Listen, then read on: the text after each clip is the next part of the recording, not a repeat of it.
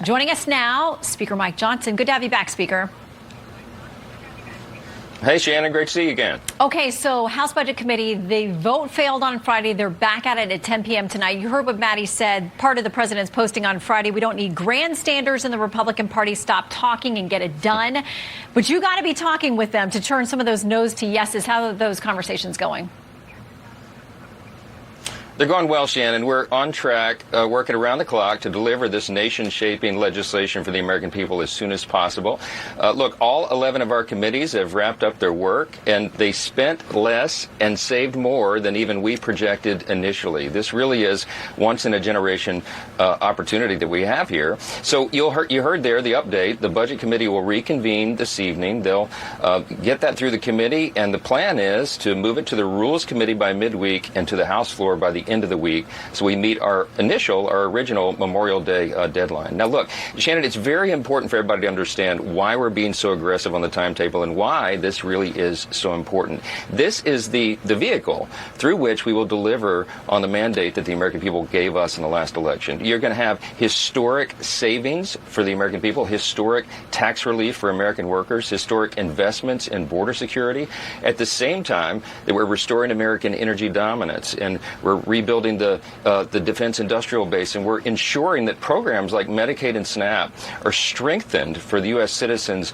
who need and deserve them, and not being squandered away by illegal aliens and persons who are ineligible to receive them and are cheating the system. And look, the tax cuts, is critical. We're going to make the 2017 tax cuts permanent. We're going to eliminate taxes on overtime and tips, as the president promised. New tax relief for seniors on Social Security, and we're going to cut taxes on job creators, so that will help everybody across the country at the same time as incentivizing American-made production and manufacturing. This is a big thing. We cannot fail, and we'll get it done for the American people. Okay, I want to break down a few of those things, but let's start on the issue of spending, because some of your members are not buying it.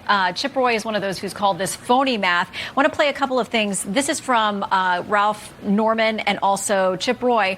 They don't think you're serious about cutting spending, at least not in this measure. Well, all I'm telling you is there's a growing number of us who we don't like smoke and mirrors. We want real cuts.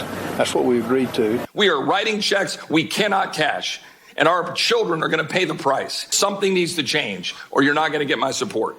Okay, so some of these members, and they were both no votes in that budget committee, they'll be back at it tonight. They think it's gimmicks. They say they're getting perks now and pain later.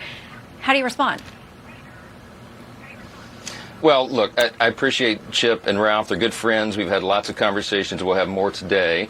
What they were complaining about, or mostly concerned about, I think, is, for example, work requirements in Medicaid. They wanted them to be implemented earlier rather than later. Well, so do we. The concern is what we're trying to work with is the ability of the states to retool their systems and ensure the verification processes to make sure that all the new laws and all the new safeguards that we're placing can actually be enforced. And so we're working through all those details, and we'll get it done. But I tell you what, this is the largest spending reduction in at least 3 decades, probably longer. It's historic. Russ Vought is the director of the Office of Management and Budget, of course, in the Trump administration, and he's made the point this is historic, as have nearly 500 organizations across the conservative spectrum, Shannon, fiscally responsible groups, and those who believe that we've got to turn the tide in spending. We are. This is our opportunity to do it. It's a once-in-a-generation, as I said, and we can't squander it. Okay, so to the point about Medicaid and the work requirements and the delays on those, again, Ralph Norman speaking out on this, saying delaying work requirements for able-bodied adults on Medicaid to 2029 isn't progress. He calls it fiscally irresponsible and another sad excuse for the swamp. Why delay those requirements? And listen, you've got the whole objection from Democrats who say you're going to leave people without health care because of cuts to Medicaid. But what about this piece of the puzzle with respect to work requirements for able-bodied?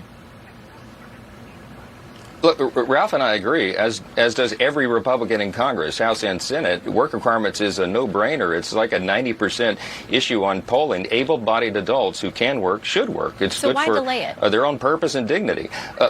Well, as I said, some of the states it takes them some time, we've learned in this process, to change their systems and to make sure that these stringent requirements that we will put on that to eliminate fraud, waste, and abuse can actually be implemented. So we're working with them to make sure what the earliest possible date is to put into law something that will actually be useful. I think we've got to compromise on that. I think we'll work it out. But I can tell you, all of us agree with Ralph. I do, of course. That's why we're putting it in the legislation.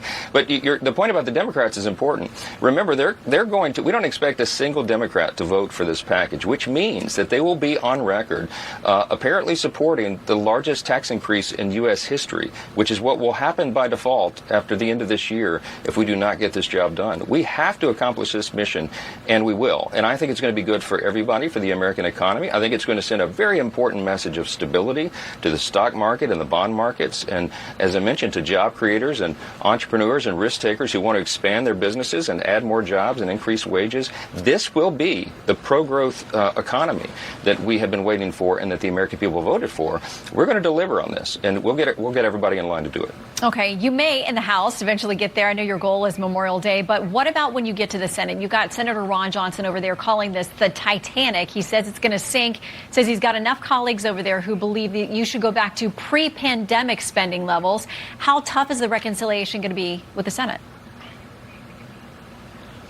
Look, we've been in close coordination with the Senate for the entirety of the time that we've been working on this. We started working on this in March of last year, Shannon, so this is more than a year's worth of effort.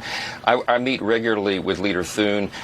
John and I have become close friends in all this process, and we're coordinating carefully. The committee chairman in the House and the Senate and the corresponding committees have been in constant dialogue. Their staffs in constant dialogue, so there's no surprises. The package that we send over there will be one that was very carefully negotiated and delicately balanced, and we hope that they don't make many modifications to it, because that will ensure its passage quickly. Remember, Treasury Secretary Scott Bessent said that we need to do this by July 4th. Remember, also included in this package is a solution to the debt limit that is coming upon us, the cliff.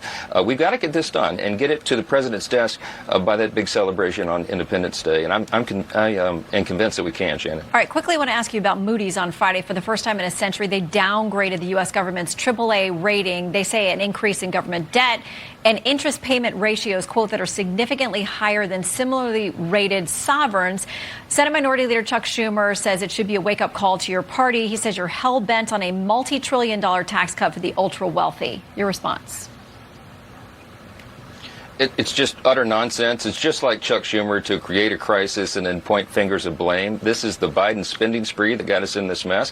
Moody's is not incorrect, but that's why that emphasizes the very need for the legislation we're talking about, historic spending cuts. I mean, this will help to change the trajectory for the U.S. economy and send that message of stability to our allies and even our enemies around the world. America is back.